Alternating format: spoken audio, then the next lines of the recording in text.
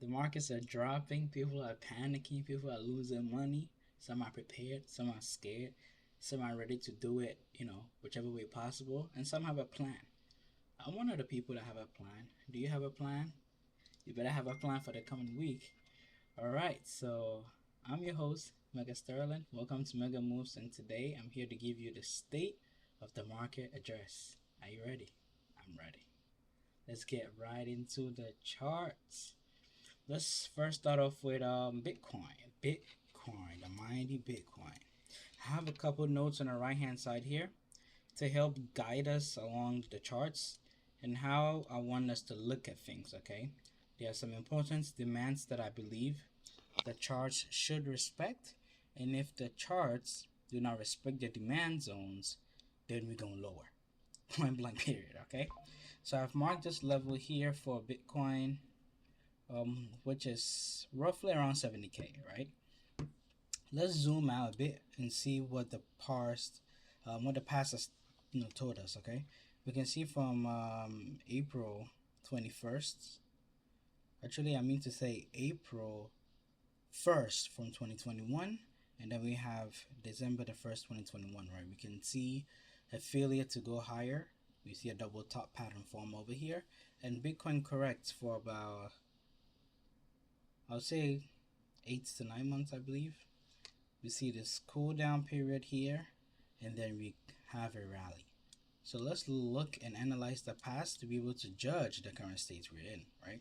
So in the past, before Bitcoin formed this double top pattern here, we see the RSI make a significant high around 90 and a lower high around 72. Right? Price tried to go higher, make a significant new higher, but RSI didn't follow with it. And let's look at how the momentum was as well. Right? You can tell from the momentum, we made a new price here around 68. The previous high was around 64, 62. But momentum, which is the blue line here, didn't make a new high. It made a lower high. RSI also didn't make a new high. It made a lower high. So we can connect the pivots. And you can see price will normally follow where momentum is going. So the momentum was getting stronger to the downside, and Bitcoin corrected. All right. RSI failed to make a new high. Momentum failed to make a new high. Hence, let's take a look at it. It just started to cause major divergence, and we started to flush. All right. Now let's look at this new price zone that we're in for Bitcoin. We failed to make a new high on 3 attempts. You can consider this possibly a triple top or a double top, whichever way you want to call it, right? Every time we went higher, let's see, at this price point, 70K, RSI was around 80. RSI over here at 76. When price made a new high at 109, and price made a significant new high, which is a new high, right? At 122. But if you take a look at RSI didn't go higher. Right, RSI didn't go higher. Let's take a look at the momentum. We can see momentum has started to cool a bit. Right, momentum has started to cool a bit. We had the blue line cross the orange line here, which is signaling bearish MACD cross. Pay attention to that bearish MACD cross, and now let's look at the notes that we have here. Price direction plus volume is equal to strength. And when I say volume, I mean high volume, okay? So let's look at how Bitcoin rallied, right? Bitcoin continued to go up from 79K here to 122K, but on what? Low volume. That's why I have this arrow drawn here on a lower volume. Hence, the uptrend wasn't convincing, right? We can tell here, price trending up plus lower volume is what? Not a good sign. That's a no-go. Right, that's a no-go. Hence, we have this price retracement. But the thing we need to be really watching out for in this Bitcoin chart is that price beginning to trend down, but volume is picking up. That is also not a good sign, right? What is volume? Volume in itself is considered market participants at a given time towards a direction or at a price point. Right, so if price is going down and we have high volume, let me switch the camera back to me. If price is going down and we have high volume. That means you have a lot of market participants going towards that direction. But if price is going up and we have higher volume as well, that means that the market participants believe that we are going to go higher, right? So since Bitcoin went up and we had no volume following it, that means the market didn't have conviction in the upside, hence we're having the retracement. However, let's flip the idea. The market, or let me say Bitcoin in particular, is going down and we are seeing higher volume. What does that tell us? The market participants are really trying to participate in the downside movements. Okay, let's look back into the charts. You can see over here around 76K, we are starting to see volume coming from 110K start to pick up. Momentum crossed lower and RSI made a lower high, and now it's trying to possibly make a lower low. That's not looking good for Bitcoin.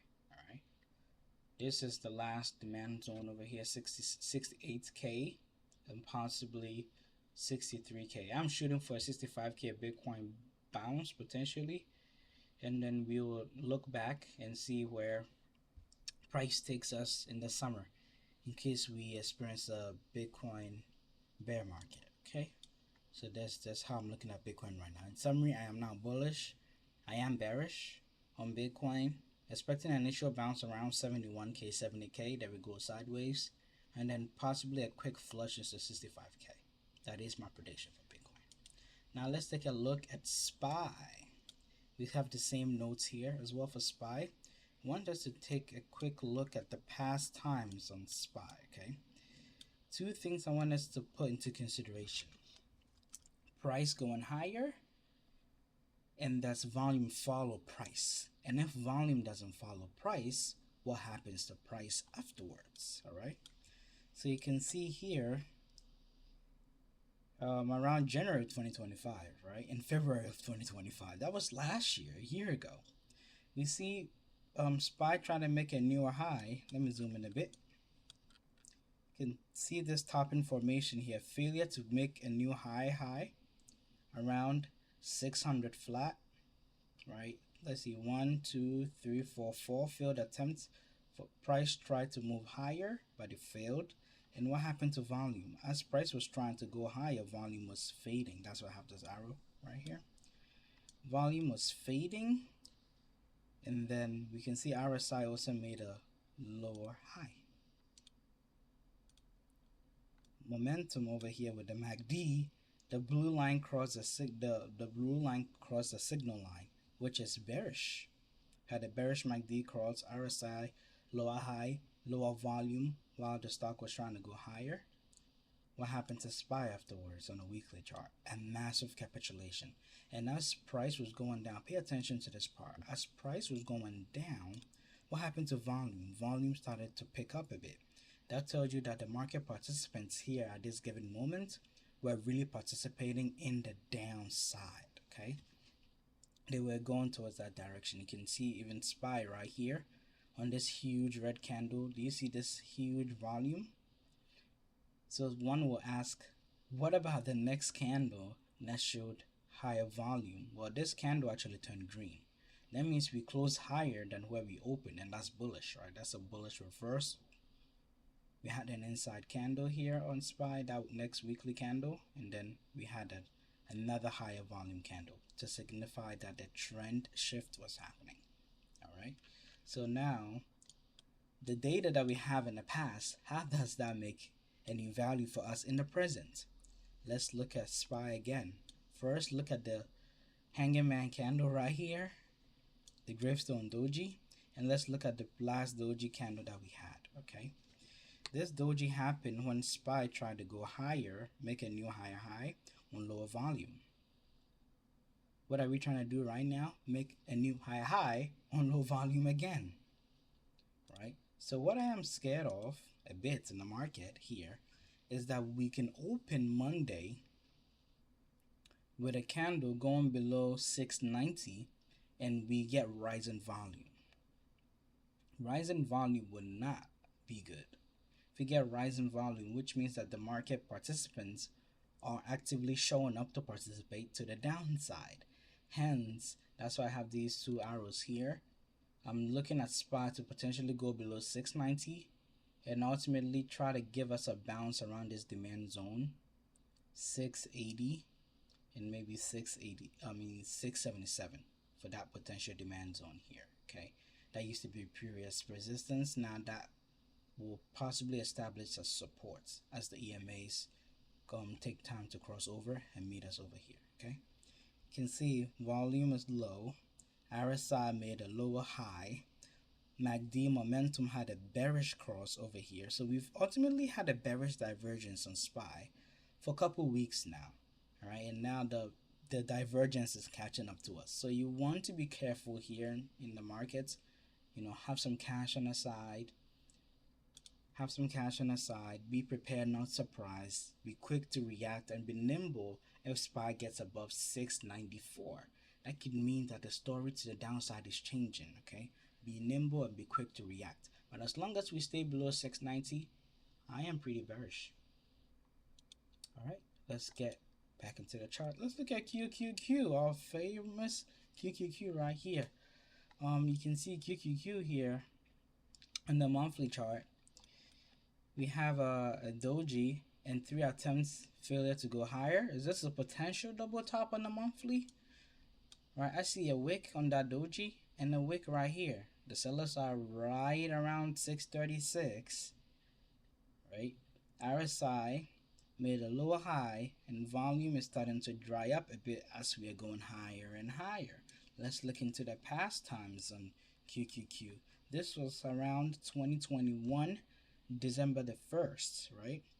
We had a low volume in this zone here as QQQ continued to rise. And what do we not want to see? Lower volume when price is going higher. So at some point we get to the peak, we form a doji there right after we've seen this graveyard doji candle, right? Because this doji has a longer wick, let's say a longer tail, right? That means a lot of sellers are in that area, dominating that area. And then we see a doji candle, which is also representing indecision. And then the next candle gives us the decision, which is higher volume to the downside. That means the market participants are showing up to play the downside move here, and then QQQ capitulates. All right. And what happened there? Looking at the past history, RSI made a lower high, and then price just went down. RSI over here made a lower high, rise in volume to the downside, and QQQ on the monthly chart just capitulated. What are we starting to see? A potential lower high, lower volume, failure to go higher, right? MACD momentum, you can see from these volume bars here, is turning light green, which means that the momentum is weakening bit by bit. That does not look good. You can see from here where we had this graveyard doji and a doji, just like how we have here, graveyard doji and the next doji. We started to capitulate on rising volume right here, right? That did not look good. We can have that quick turn in the markets this new month, February, for QQQ. All right, and that's what I want you to be alert for. That's just a quick recap of the market. We went over Bitcoin, we went over SPY, and we went over QQQ. Get ready, come prepared this week, and let's have a good time in the market. My name is Mega Sterling, and I'm signing out. Peace.